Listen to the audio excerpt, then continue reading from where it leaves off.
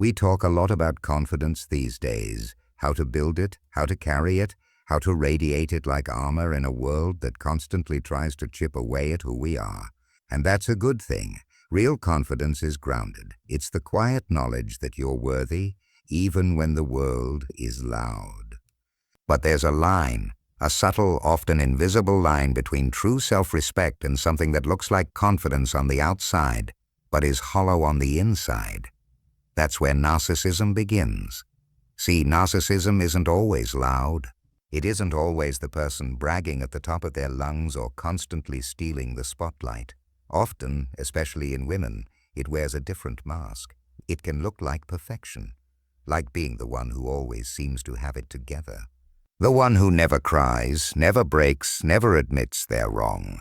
But under the surface, there's often a restless hunger, a need to be seen, to be validated, to be admired, no matter the cost.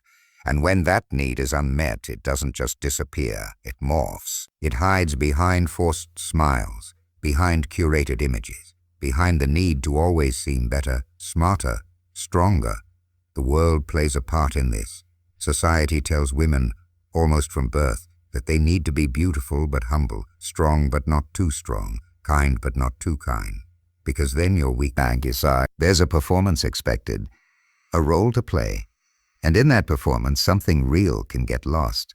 When you're constantly told who you're supposed to be, you stop asking who you really are. That's the danger. That's where narcissistic patterns quietly take root, not out of arrogance, but out of survival. And let's be clear, this isn't about blame. This is about awareness. It's about recognizing that while self-love is powerful, it must be real. Not a performance, not a mask, not a chase for applause. Because chasing validation will never give you peace. It'll only exhaust you.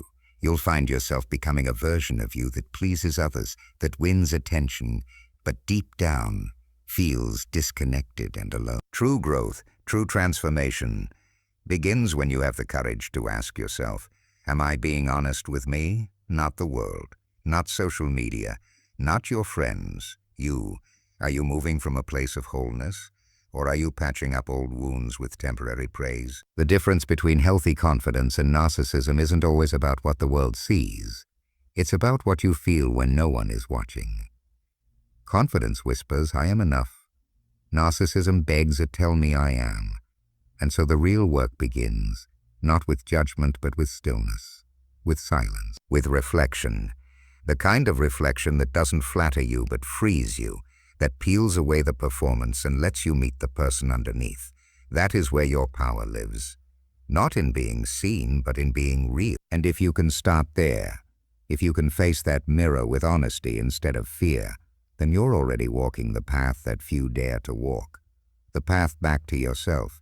Sometimes what appears polished on the surface hides a storm underneath. We've all seen it. The person who seems overly focused on themselves, always in the spotlight, always the center of every story.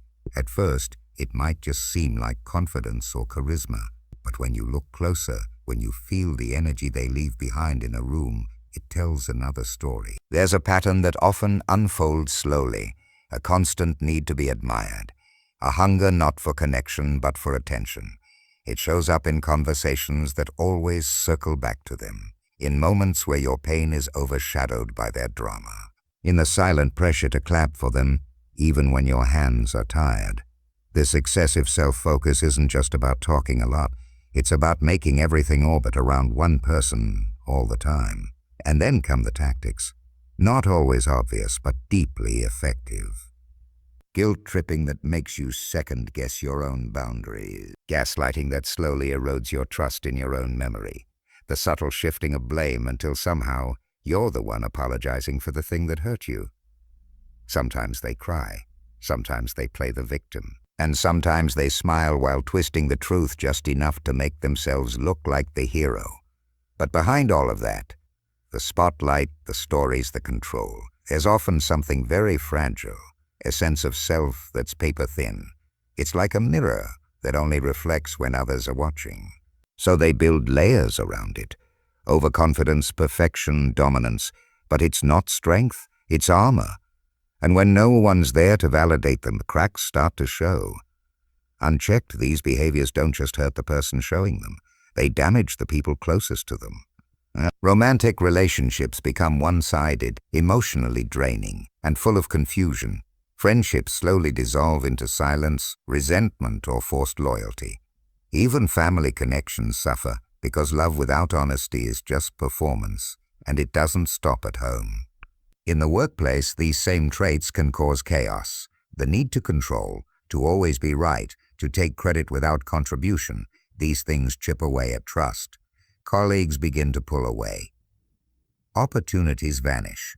Reputations quietly fall apart. All the while, the person may not even realize the harm they're causing, because in their mind, it's never really about others. It's always about preserving an image. But the cost of that image is steep. Eventually, the mind tires of pretending, the heart grows numb, the soul feels lost. Mental health begins to decline, not always loudly, but steadily.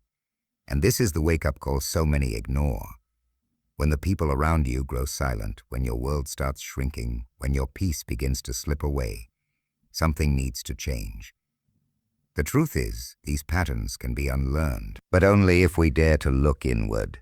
Only if we stop blaming and start listening to others, yes, but most of all, to the quiet truth within ourselves, because healing isn't found in more attention, it's found in awareness. And awareness begins the moment you stop needing to be right and start being real.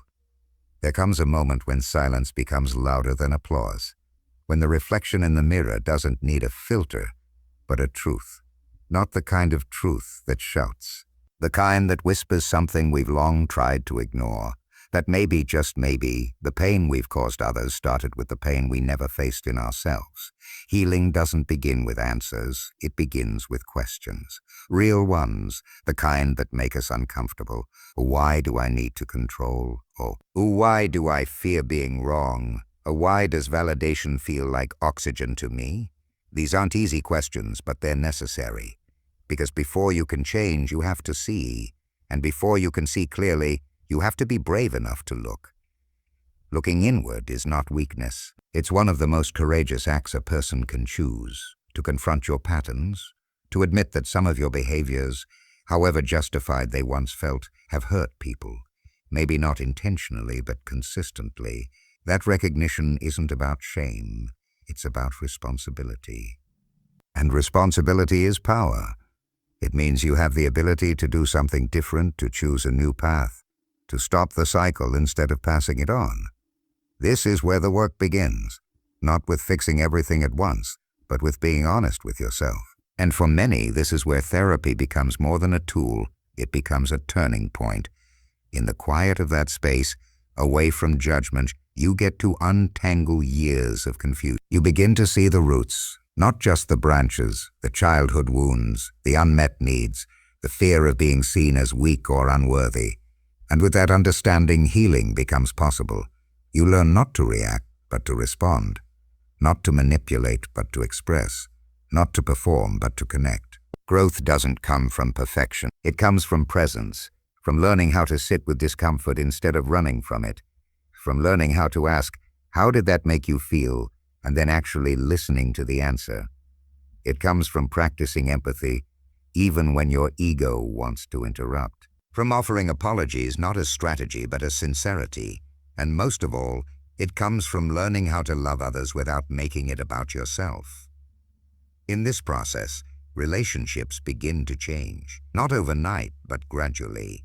You start attracting people who meet you with authenticity, not admiration.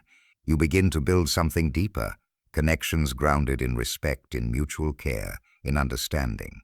And in those connections, you start to feel something unfamiliar, but beautiful, peace.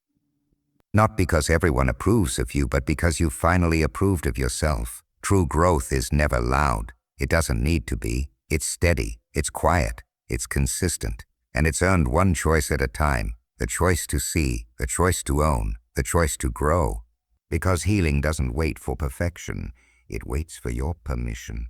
Not all self-focus is toxic, not all pride is arrogance.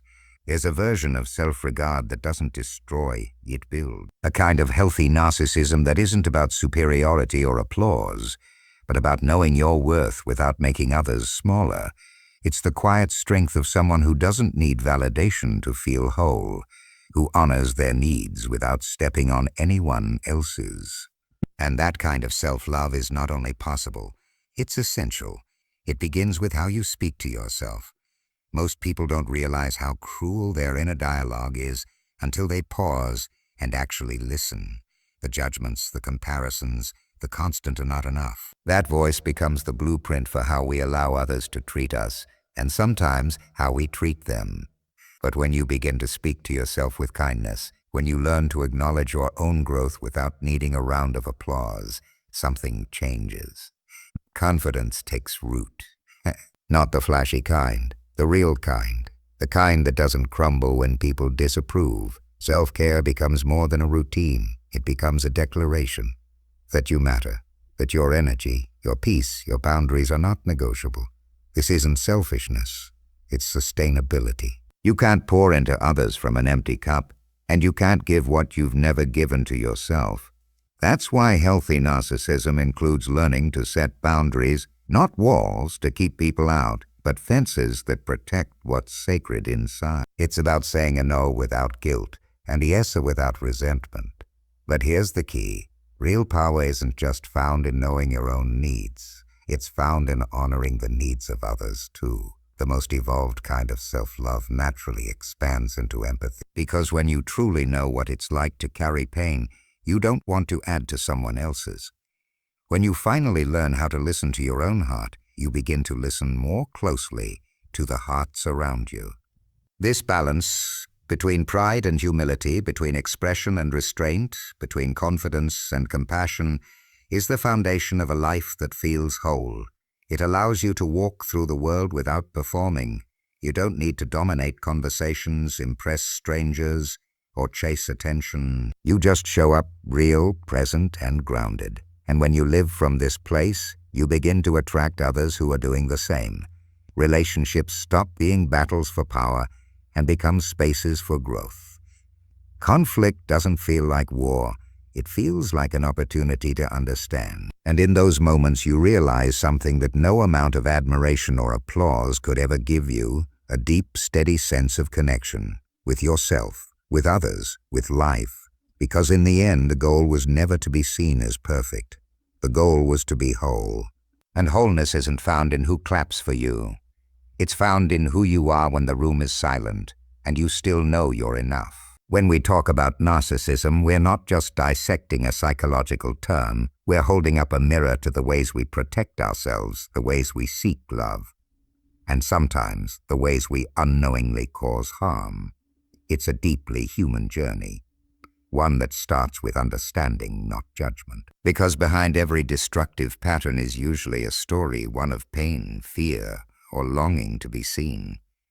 We've explored what narcissism truly is, and how in women it often hides in socially accepted forms: charm, perfection, control, and quiet performance. We've recognized the signs, the self-focus, the need for admiration, the manipulation masked as self-protection. And we've faced the truth that when these traits go unchecked, they don't just damage others, they quietly erode our well-being, our relationships, our peace. But we didn't stop there. Because this isn't about labeling people. It's about transforming. Healing begins when we stop running and start reflecting. When we look within and choose honesty over ego. It's not easy work, but it's necessary. And through self-awareness, therapy, and a commitment to growth, we reclaim power. Not the power to control others, but the power to change ourselves. And then, beyond the pain, something beautiful emerges. A healthier form of self-love. One that doesn't need to be loud to be strong. One rooted in truth, respect, boundaries, and compassion. Because the goal isn't to lose yourself in shame or criticism, it's to rise from it with wisdom. To embrace a kind of narcissism that is grounded in maturity and empathy. One that nourishes you and strengthens those around you. This journey isn't about perfection. It's about presence. About learning how to show up with more awareness, more grace, and more humanity. And in a world that often values image over integrity, choosing that path is nothing short of revolutionary. So if you've seen yourself in any of this, Take it not as a curse, but as a call to awaken, to evolve, and to love in a way that begins with yourself, but never ends there.